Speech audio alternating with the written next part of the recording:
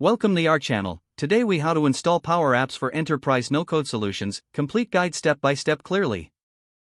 To get started, ensure you have a valid Microsoft account.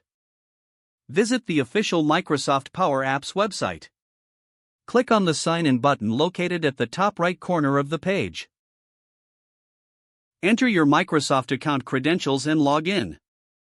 Once logged in, navigate to the Power Apps section. Look for the option to start a free trial if you don't have a subscription yet. Follow the prompts to set up your trial account. After the setup process, you will be directed to the Power Apps home screen.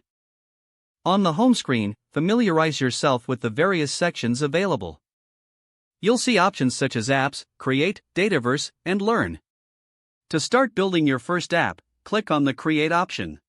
Select one of the available templates or choose to start from blank. If you choose a template, follow the on-screen instructions to customize it.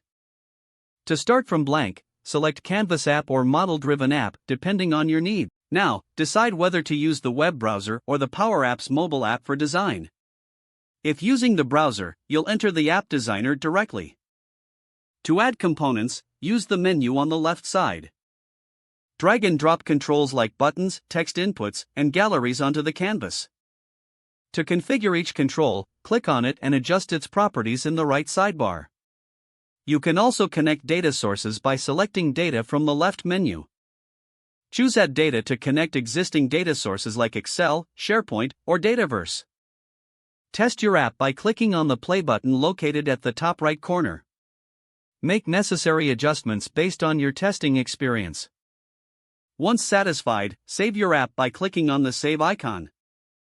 Finally, share your app with others by selecting the Share button in the top menu.